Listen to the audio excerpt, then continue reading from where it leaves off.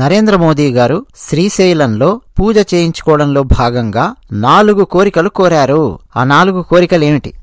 ఈ వీడియోలో మనం తెలుసుకునే ప్రయత్నం చేద్దాం. ఇంకా నరేంద్ర మోదీ గారు శ్రీశైలంలో ఏం చేశారు, ఏంటి, అవన్నీ కూడా కొన్ని విషయాలు మనం ఇందులో స్పృశిద్దాం. దాంతోపాటు నిన్న నేను 2 వీడియోస్లో తెలుగు వాళ్ళు గుంపులుగా వెళ్లి పడితే ఒకే దేవాలయం మీద పడుతూ ఉన్నారు, అలా కాదు, డిస్ట్రిబ్యూట్ అవ్వండి, మరిన్ని దేవాలయాలు దర్శించుకునే ప్రయత్నం చేస్తూ ఉండండి అని చెప్పడం కూడా జరిగింది. దానికి సంబంధించి కూడా ఈ వీడియోలో మరికొన్ని అంశాలు నేను టచ్ చేస్తాను. ఓకే, అన్నట్టు మా ఛానల్ నచ్చితే సబ్స్క్రైబ్ అవ్వండి, వీడియో నచ్చితే ఒక లైక్ కొట్టండి.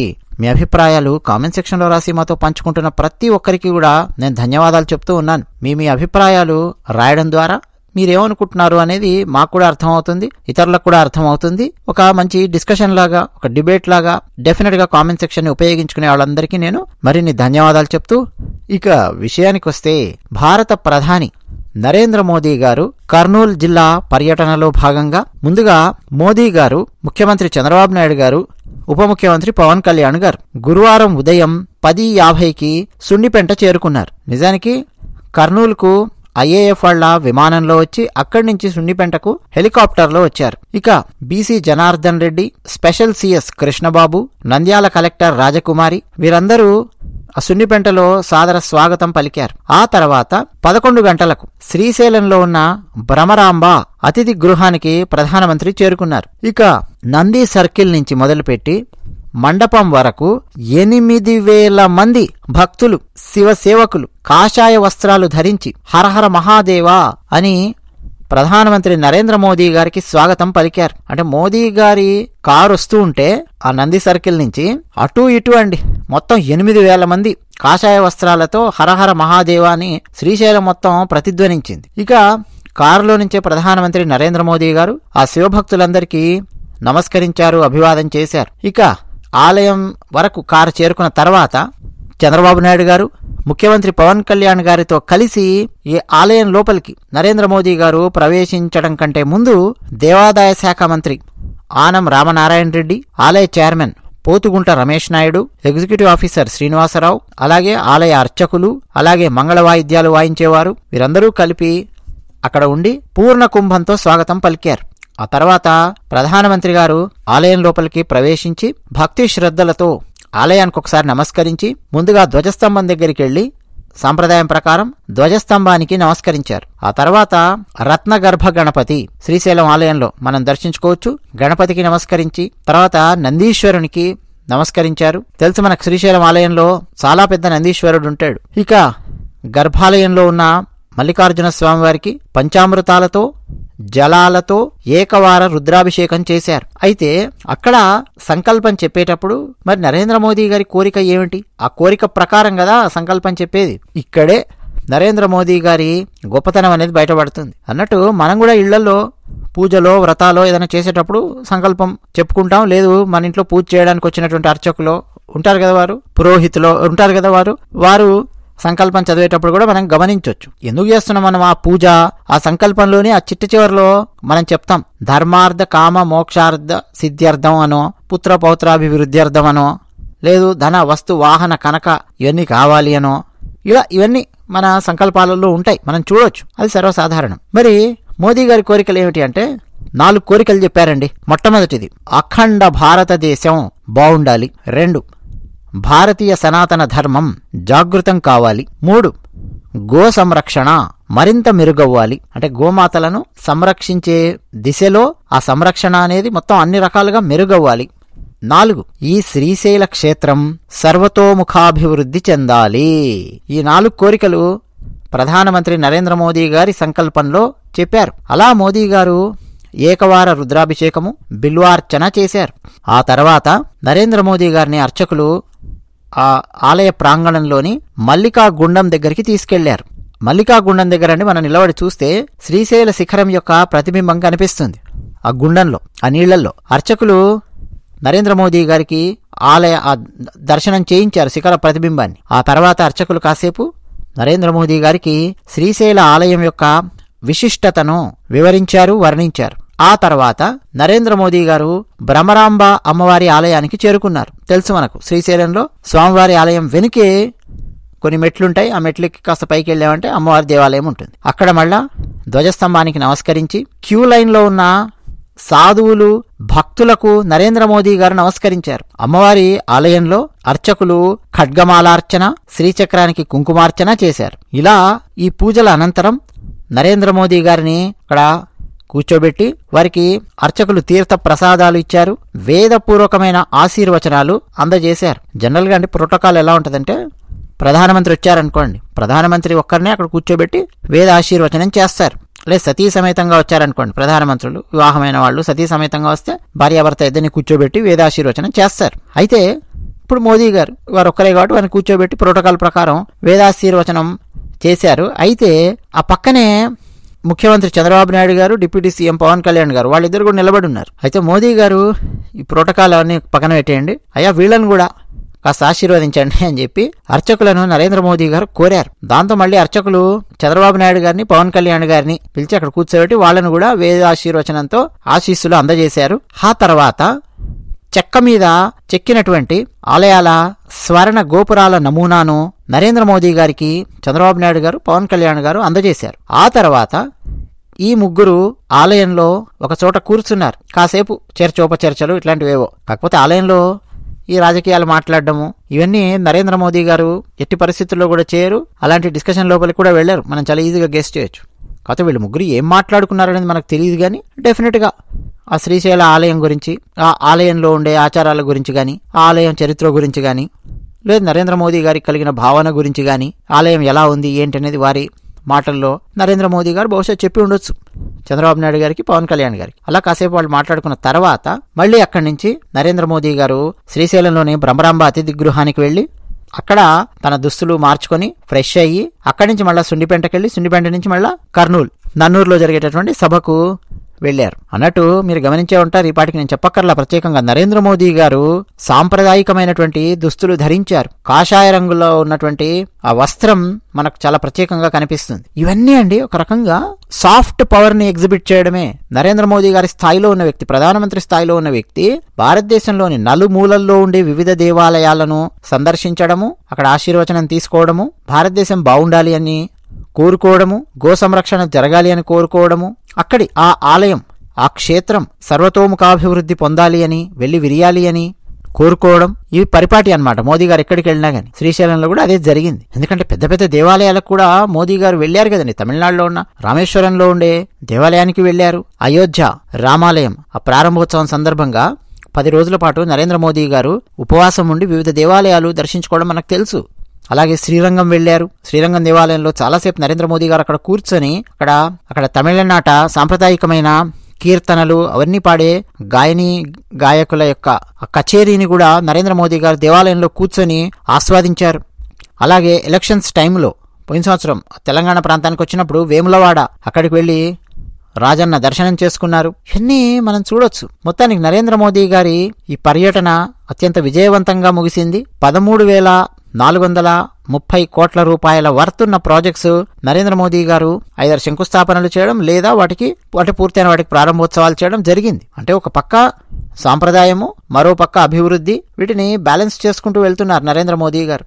ఇక నేను మొదట మాట్లాడినట్టు మరికొన్ని అంశాలు మాట్లాడదాము.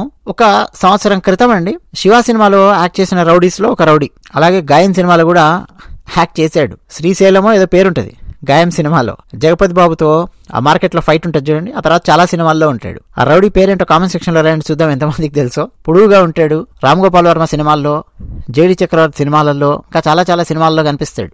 హైదరాబాద్కి చెందిన వ్యక్తి. అయితే ఏం చెప్తూ ఉన్నాడంటే, నేను ప్రతి నెల పౌర్ణమికి అరుణాచలం వెళుతూ ఉంటాను. నేను ట్రైన్లో వెళ్ళేటప్పుడు అక్కడ నాకు చాలా మంది కనిపిస్తారు, గుర్తుపడతారు. ఏం సార్ మీరు కూడా ట్రైన్లో వస్తున్నారా అది అంటుంటారు, నేను ఎందుకు ట్రైన్లో రాకూడదు అని ఈ టైప్లో ఏదో చెప్తున్నాడు ఆయన. మంచి భక్తి ఉంది నాకు, ప్రతి నెల అరుణాచలం వెళ్తూ ఉన్నాడు, దర్శనం చేసుకుంటూ ఉన్నాడు అని చెప్పి నేను కూడా అనుకున్నాను, సంతోషించాను. మంచిదే. తర్వాత క్రమక్రమంగా నాకు అర్థమవుతూ వస్తున్నది ఏంటంటే, అరుణాచలం దేవాలయానికి దాదాపు ప్రతి నెల పౌర్ణమికి భక్తులు చాలా మంది వెళ్తున్నారు. అందులో 80-90% మన తెలుగు వాళ్లే ఒక వేవ్ లాగా పెరిగారనమాట. ఇది గత 3-4 సంవత్సరాల నుంచి విస్తృతంగా నడుస్తోంది. అంతకుముందు ఉన్నటువంటి క్రౌడ్ కంటే కూడా విపరీతమైనటువంటి క్రౌడ్ అనమాట అరుణాచలంలో. అందులో అత్యధిక శాతం మన తెలుగు వాళ్లే ఉంటారని చెప్పి నేను ప్రత్యేకంగా చెప్పక్కర్లా. ఎందుకు ఇలా జరుగుతోందబ్బా నాకు కూడా అర్థం కాల. BBC వాళ్ళు ఒక వీడియో చేశారు. అందులో కొంతమంది భక్తులు చెప్తూ ఉన్నారు, పలానా ప్రవచనకారులు చెప్పారండి, అందుకని చెప్పి అప్పటి నుంచి ఇక్కడ వస్తున్నాము అని చెప్పి. అంటే ప్రతి నెల పౌర్ణమికి ఖచ్చితంగా అక్కడికి వెళ్ళాలి అని చెప్పి చెప్పారా? నాకైతే చెప్పే ఉంటారని చెప్పి అనిపిస్తుంది. లేకపోతే సడన్ గా ఇంత స్పైక్ అనేది ఉండదు. మంచా చెడా అన్నది కాదండి ప్రశ్న. ఇక్కడ క్రౌడ్ మేనేజ్మెంట్ ఇష్యూస్ ఎలా ఉంటాయి అనేది ఒకసారి ఆలోచించండి. పైగా మన చుట్టుపక్కల చాలా దేవాలయాలు ఉన్నాయి, వాటిని దర్శించుకుంటూ ఉండాలి. వేరే వేరే రాష్ట్రాలలో చాలా చాలా అద్భుతమైన దేవాలయాలు ఉన్నాయి, వాటిని దర్శించుకుంటూ ఉండాలి. అరుణాచలం దేవాలయాన్ని దర్శించుకోవాలి, శ్రీశైలాన్ని దర్శించుకోవాలి, మహానంది దర్శించుకోవాలి, మన సామర్లకోటలో ఉన్నటువంటి ఆలయాన్ని దర్శించుకోవాలి, ద్రాక్షారామంలో ఉన్న ఆలయం దర్శించుకోవాలి, వేములవాడలో ఉన్న రాజనం దర్శించుకోవాలి. ప్రతి చోటికి సాధ్యమైనంత వరకు వెళ్లే ప్రయత్నం చేయాలి. అంటే అంటే ప్రతి నెల పౌర్ణమికి అక్కడికి వెళ్తే ఏమైనా వస్తుందని చెప్పారా? నాకైతే అర్థం కాల.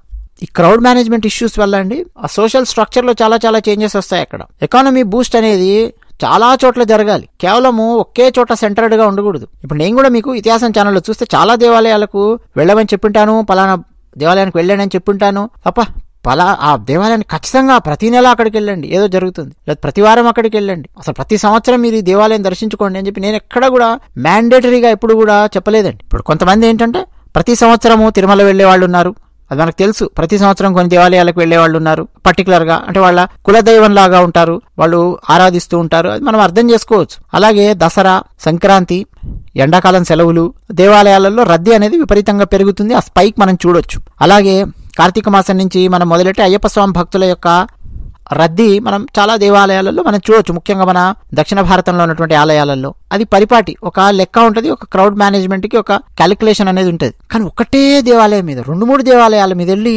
విపరీతంగా భక్తులు పడుతూ ఉన్నారనుకోండి, మరి మిగతా దేవాలయాల పరిస్థితి ఏంటి అనేది ఒక ప్రశ్న. 2, ఒకే దేవాలయాన్ని టార్గెటెడ్ గా ప్రతి నెల వెళితే ఏం జరుగుతుందని చెప్పి ఎవరు చెప్పారో నాకైతే అర్థం కావట్లేదు. అలాగే అరుణాచలానికి సంబంధించండి ఒక 3 years బ్యాక్ అనుకుంటాను, 2 years or 3 years, I don't remember, నాకు ఎవరో వీడియో పంపించారు.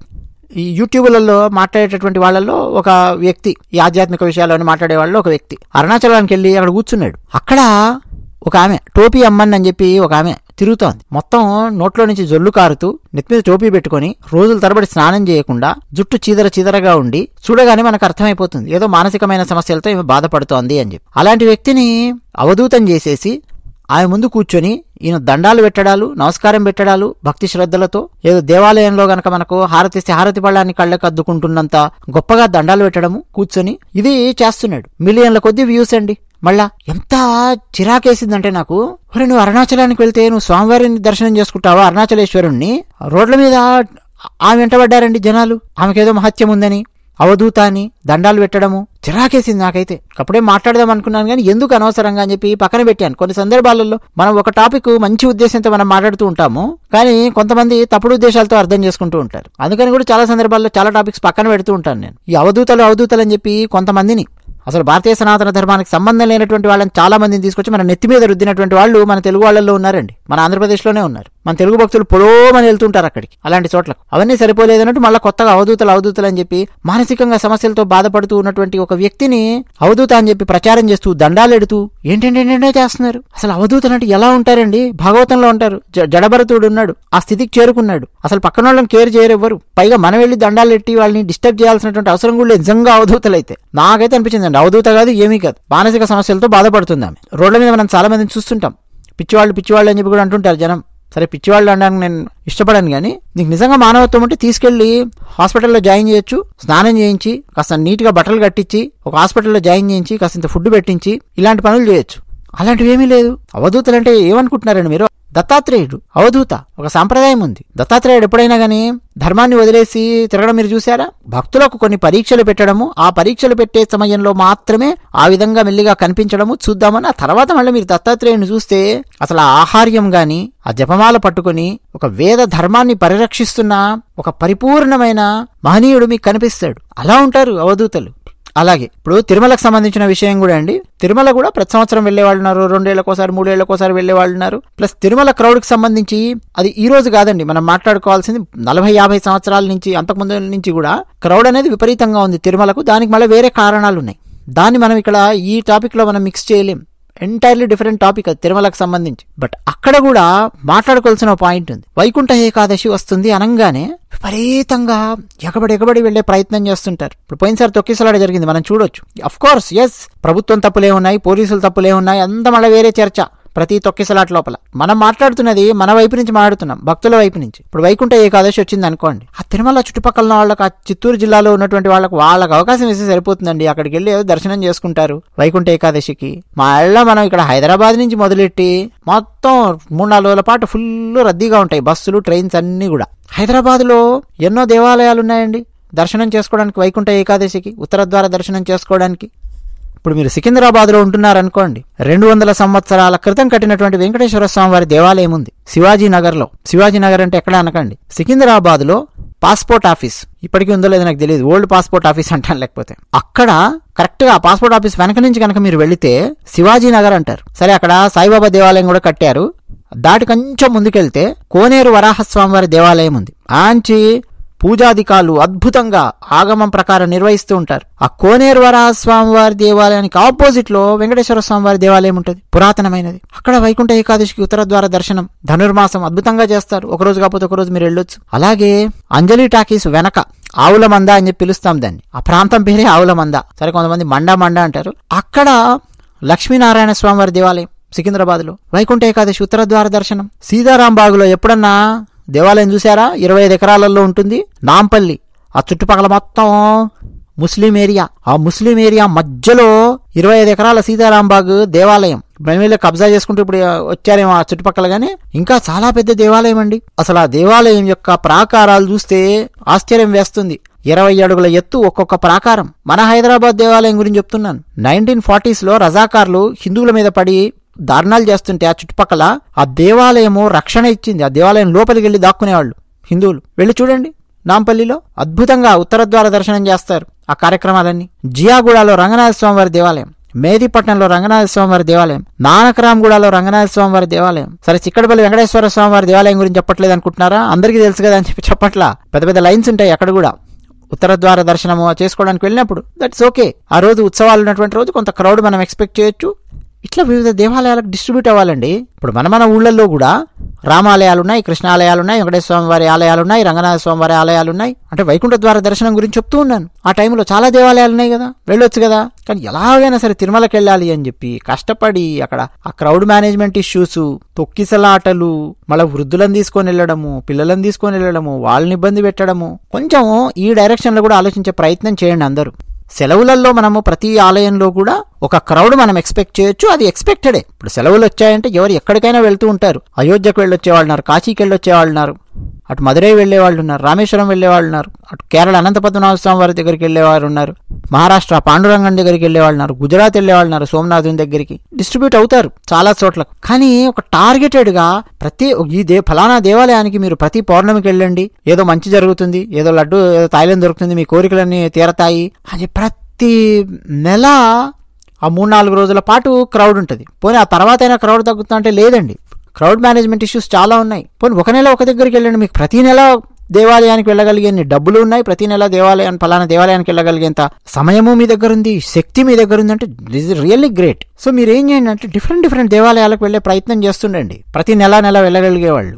దాంతోపాటు మీరు ప్రతి సంవత్సరం ఏ దేవాలయానికి వెళ్ళాలనుకుంటున్నారో ఆ దేవాలయానికి వెళ్ళండి, డిస్ట్రిబ్యూట్ అవ్వండి. అది నేను చెప్తున్నది. ఇప్పుడు నేను చాలా సంవత్సరాల తర్వాత పోయిన సంవత్సరం భారతదేశానికి వచ్చాను ఓటేసే టైం లోపల. ఆ టైంలో నిజానికి మేము వెళ్తే తిరుమల మాకు కొంచెం సులభంగానే దర్శనం అవుతుంది వేరే వాళ్ళతో కంపేర్ చేస్తే. ఎందుకంటే ఎన్ఆర్ఐలకు ఒక కోటా ఉంటుంది. మా పాస్పోర్ట్ మీద ఆ స్టాంప్ ఉంటుంది కదా, మేము తీసుకెళ్లి చూపిస్తాము, మా వీసా ఏంటో చూపిస్తాము. ఎన్ఆర్ఐలము ఒక కోటా ఉంటుంది. చాలా సంవత్సరాలు అయింది మేము కూడా తిరుమల వెళ్ళాలి. కానీ చూస్తే క్రౌడ్ విపరీతంగా ఉంది. సో అందుకని నేనేం చేశానంటే అసలు దర్శనం చేసుకొని దేవాలయాలు ఎక్కడెక్కడున్నాయి, ఏమున్నాయని చెప్పి చూసి మా అత్తగారి ఊరు అటు వెళ్ళినప్పుడు అక్కడి నుంచి ఒక కారు వేసుకుని యోగానంద నరసింహస్వామి వారి దేవాలయానికి వెళ్ళాం. మొత్తం సిమెంట్ ఫ్యాక్టరీలు ఉంటాయి. ఆ సిమెంట్ ఫ్యాక్టరీల మధ్యలో నుంచి వెళ్ళాలి. ఎక్కడున్నారండి యోగానంద నరసింహస్వామి వారు? ర్యాండ్ కామెంట్ సెక్షన్ లో అక్కడికి వెళ్ళాను. ఆ తర్వాత అక్కడి నుంచి ఒక బ్రహ్మాండమైన శివాలయానికి వెళ్ళాం. పంచముఖాలతో అలరారే శివాలయం, చుట్టూ మొత్తం అన్ని శివలింగాలు ప్రతిష్ఠించుకుంటూ వెళ్లారు. ఆ ఆలయానికి వెళ్ళి చాలా ప్రశాంతంగా గర్భాలయంలో కూర్చుని తీసుకెళ్లారు. అక్కడ అలో చేస్తారనమాట. కాబట్టి చొక్కా ఇప్పి రావాలి,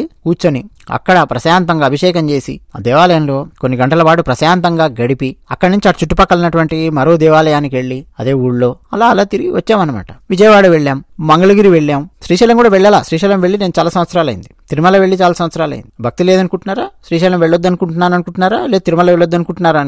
నేను లేదు కదా. కొంచెం బ్యాలెన్స్డ్ గా ఆలోచించే ప్రయత్నం చేయాలండి. సమాజం కూడా ఎవరు ఏది చెప్తే అది పులోమని చెప్పి ఒక గుంపులుగా ఎగబడుతూ ఉన్నారంటే రకరకాల తొక్కిసలాట సమస్యలు, క్రౌడ్ మేనేజ్మెంట్ సమస్యలు, పొల్యూషన్ సమస్యలు, ఆ కాశీకి సంబంధించి కూడా స్కాంద పురాణంలో మీరు చాలా లోతుగా అధ్యయనం చేయండి. కాశీఖండాన్ని ఎక్కడైనా మీకు కాశీ లోపల 9 నెలల 9 రోజుల పాటు ఉండాలని చెప్పి ఉందేమో చూడండి.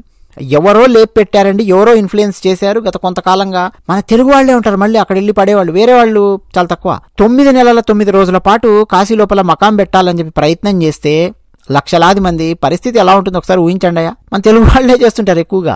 జనరల్ గా అండి ముందు నుంచి ఎలా ఉందంటే 9 రోజులు అనేది ఉంది కాశీలో, 9 నిద్రలు చేయాలి అనేది ఉంది. ఆ 9 రోజులు కూడా ఏం చేయాలి ఉందన్నమాట. ఏ రోజు ఏమేమి దర్శనం చేసుకోవాలి, ఏం చేయాలి ఏంటి అనేది ఒక ప్రోగ్రామ్ ఉంది, ఒక కార్యక్రమం ఉంది.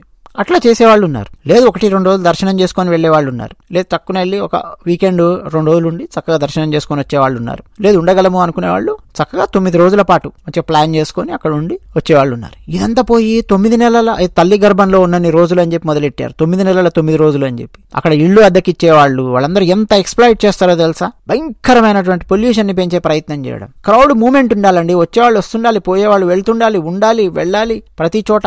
9 రోజులు లాంటిది ఉందనుకోండి, అలాంటి సంకల్పం ఉంటే అట్లా ఉండాలి, వచ్చేయాలి. ఇప్పుడు తిరుమలలో ఎవరైనా ఒక 15 రోజుల పాటు పైన కొండ మీద ఉంటానంటే ఉండేస్తారేమో చూడండి. 10 రోజులు ఉంటానంటే ఉండేస్తారేమో చూడండి. 1 రోజులు ఉంటానంటే ఉండేస్తారేమో చూడండి. అసలు పైన తిరుమలలో సామాన్యుడికి గది దొరకడమే చాలా కష్టం. ఏ ప్రభుత్వం వచ్చినా మహా అయితే 1-2 రోజులు ఏదైనా కళ్యాణం చేస్తున్నానండి అదండి ఇదంటే మొత్తం కింద మీద పడి ఒక రూమ్ దొరికితే పైన 1-2 రోజులు తర్వాత వెళ్ళిపోతూనే ఉంటారు. అంతలా క్రౌడ్ మూవ్ అవుతుంటే కూడా అంత క్రౌడ్ ఉంది తిరుమలలో. నువ్వు అలా కాకుండా పైన మేము 9 రోజులు ఉంటామండి, 10 రోజులు ఇక్కడే ఉంటామండి అన్న రోజులాండి ఇవి. ఈ రోజున జనాభా పరిస్థితి ఏంటి, ఈ రోజున్నటువంటి సిచ్యువేషన్ ఏంటి చెప్పండి, ఆలోచించండి. ఒక మోడర్న్ అవుట్లుక్ ఉండాలండి. రెండు, మన సాంప్రదాయాన్ని మనం వదులుకోకూడదు, మోడర్న్ అవుట్లుక్ ఉండాలి. రెండింటిని కలిపి బ్యాలెన్స్డ్ గా ఆలోచించే విధానం ఉండాలి. నాకు ఆశ్చర్యం వేస్తుంది, కొంతమంది ప్రవచనకారులేమో ఒక ఎక్స్ట్రీమ్ చెప్తారు. ఏంటంటే నువ్వు ఏ దేవాలయానికి వెళ్ళక్కర్లేదు, దేవుడు నీలోనే ఉన్నాడు, నాలోనే ఉన్నాడు, మన పక్కనే ఉన్నాడు, మన ఇంట్లోనే ఉన్నాడు, కాబట్టి నువ్వు దేవాలయానికి వెళ్ళక్కర్లేదు అని చెప్పి ఒకరు చెప్తారు. అది చాలా పెద్ద ప్రమాదం అండి. ఏ దేవాలయానికి కూడా భక్తులు వెళ్ళనకుండా నాలోనే దేవుడు ఉన్నాడు, అంతటా దేవుడు ఉన్నాడు అని చెప్పి ఇంట్లో కూర్చున్నాడంటే దేవాలయాలకు ఎంత భయంకరమైన దుర్గతి పడుతుందో మీరు కనీసం ఊహించని కూడా ఊహించలేరు. ఖచ్చితంగా వెళ్ళాలి దేవాలయాలకి. ఈ ఎక్స్ట్రీమ్ వద్దు, దేవాలయానికే వెళ్ళను నేను, ఇంట్లో కూర్చుంటాను అని. అనారోగ్యంతో ఉంటే, లేదు బాగా వృద్ధాప్యం వచ్చి ఎక్కడికి వెళ్ళలేను, కదలలేను అనుకుంటే ఆ పరిస్థితి ఇంట్లో కూర్చో చక్కగా ప్రశాంతంగా పూజ చేసుకో. అది కాదు. తర్వాత మరొక ఎక్స్ట్రీమ్ ఏంటంటే ఫలానా దేవాలయాన్ని టార్గెట్ చేసి ప్రతి నెల వెళ్ళండి, లేకపోతే ఫలానా దేవాలయానికి ఖచ్చితంగా ప్రతి నెల ఏదో ఒక రోజు వెళ్ళే ప్రయత్నం చేయండి. అట్లా ఒక 3 ఏళ్ళు 4 ఏళ్ళు 5 ఏళ్ళు వెళ్లే వాళ్ళు ఉన్నారంటే ఏం చెప్పాలండి? ఇప్పుడు చెప్పండి, నేనేమన్నా ఒక పర్టికులర్ దేవాలయానికి వ్యతిరేకంగా మాట్లాడుతున్నానా, లేకపోతే ఒక స్వరూపానికి వ్యతిరేకంగా మాట్లాడుతున్నానా, లేకపోతే హిందూ ధర్మానికి వ్యతిరేకంగా మాట్లాడుతున్నానా? కన్సాలిడేట్ చేసి ఒక మోడర్న్ అవుట్లుక్ తో మాట్లాడుతున్నానా? మీరే చెప్పండి, ఆలోచించండి. నాకు కూడా అండి ఒకసారి సెలవులు ఇట్లా దొరకగానే నేను టక్కున ఓ ఫ్లైట్ బుక్ చేసి తిరుమల తిరుపతి అక్కడికి వెళ్ళి అక్కడి నుంచి మా కుటుంబాన్ని కొన్ని సంవత్సరాల క్రితం కంచి, శ్రీరంగం, మధురై, తంజావూర్, తిరువారూర్, శ్రీవిల్లిపుత్తూర్ అట్లా ఆ లైన్ మొత్తం ఒక రౌండ్ చూసాం. తర్వాత నెక్స్ట్ 1-2 ఇయర్స్ మళ్ళీ గ్యాప్ వచ్చి మళ్ళీ ఒకసారి ఇట్లా సెలవు అప్లై చేసుకుని టక్కున కేరళ సైడ్ వెళ్ళాం. కన్యాకుమారి, శుచీంద్రం, త్రివేంద్రం, అనంత పద్మనాభ స్వామి దేవాలయం, అలా ఒక లైన్. ఇంకొకసారి ఏదో దొరికింది, ఇంకొకసారి ఒక చోట అట్లా రకరకాలుగా ప్లాన్ చేసుకునే ప్రయత్నం చేస్తే మంచిది కదండి. ఇప్పుడు చూడండి, అరుణాచలానికి ప్రతి నెల ఫలానా టైంకి వెళ్తున్నాను అనే భక్తులు కొంత సంవత్సరానికి ఒకసారి అరుణాచలానికి వెళ్ళి మిగతా టైంలో ఒకసారి మహానందికి, ఓసారి శ్రీశైలం, ఓసారి వేములవాడ, ఓసారి సామర్లకోట, ఓసారి ద్రాక్షారామం, ఓసారి ఉజ్జయిని, ఓసారి నాసిక్, ఇట్లా రకరకాలుగా ప్లాన్ చేసుకుని వెళ్ళారనుకోండి, ఎలా ఉంటుంది ఆలోచించండి. క్రౌడ్ ఎట్లా డిస్ట్రిబ్యూట్ అవుతుందో చూడండి. అన్ని ప్రాంతాలలో కూడా ఎకానమీ బూస్ట్ అవుతుంది, పొల్యూషన్ పెరగదు ఒకే చోట, అన్ని దేవాలయాలు బాగుపడతాయి, అన్ని ప్రాంతాల్లో ఉండే ప్రజలు బాగుపడతారు, మనకు కొత్త కొత్త ప్రదేశాలు చూసే అవకాశం దొరుకుతుంది, మనకు కొత్త కొత్త వాళ్ళతో మాట్లాడే అవకాశం దొరుకుతుంది. అవునా కదా? ఇక మీ ఇష్టం.